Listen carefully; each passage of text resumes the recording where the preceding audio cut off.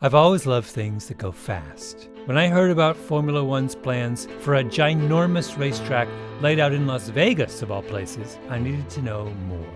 More about how exactly one hosts a race in one of the busiest entertainment centers in the world, let alone a race stretching nearly 4 miles in length, accommodating cars that can reach speeds of 220 miles per hour. Hello, everyone. My name is Malcolm Gladwell. I am the host of the Revisionist History podcast. I just want to dwell on this point for a moment. So, the fan experience back then was at a remove.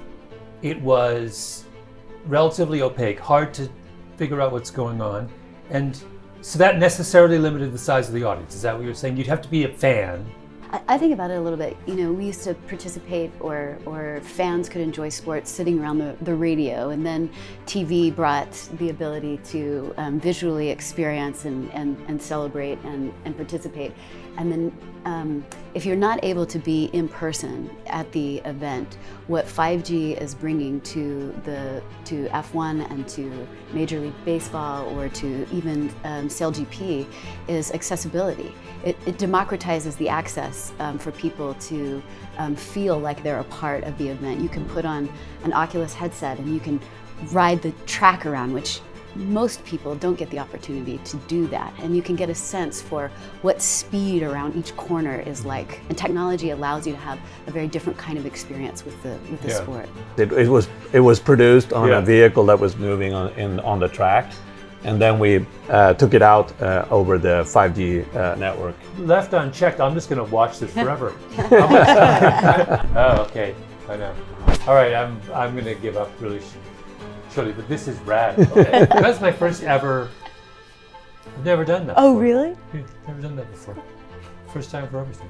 Emily, has there ever been a Grand Prix event that approaches this Las Vegas one in terms of the kind of technological sophistication? So from that point of view, to your earlier question around how the sport has evolved, Formula One was bought by Liberty Media in 2017, and they made it very clear to us that their objective was we want 23 Super Bowls. We obviously got Miami on the calendar, which was incredibly successful. We have Austin already, who's been on the calendar for around 14 years. So they've really set the benchmark in the US. And the brief was, we want to take this up a notch, we want to take it to the next level. How do we make sure that we create the ultimate fan experience? So when I first moved here about 2 years ago and started working on some of this stuff, we actually mapped out who our ideal sponsors and partners would be to create that fan experience. And at the top of that list was T-Mobile. From a technology standpoint, how do we get them to help us create this experience of which we have fan-connected events? And I remember sitting in meetings in London in 2017 saying, how do we bring all of this together? How do we create an application that's actually functional and good enough to get people around a living and breathing circuit? But with respect to this weekend, it's all been about setting the benchmark for connectivity, access. It's the first time that we've done e-ticketing as Formula One, and that is completely impossible without a partner like T-Mobile. So there's been all of these different elements, and then ultimately tapping into the marketing power of a T-Mobile as it related to concerts, fan zones, and engaging different audiences. So for us, it's been incredibly important and something that we've needed to be able to be successful in Las Vegas. But you put 150,000 people there and it looks very different. And just to give the scale of it, and I'm glad you mentioned the Super Bowls, like this is a 3.8 mile track going through the center of Las Vegas for the Las Vegas Grand Prix.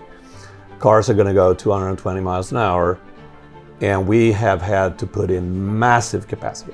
And that's what's kind of happening here. Mm-hmm. And we got about 50 different sites just covering this track, and we have speeds now 200, 300 megabits per second on average.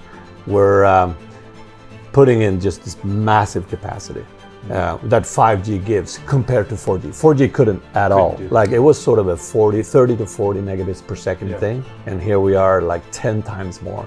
This episode was made in partnership with T-Mobile for Business and iHeartMedia.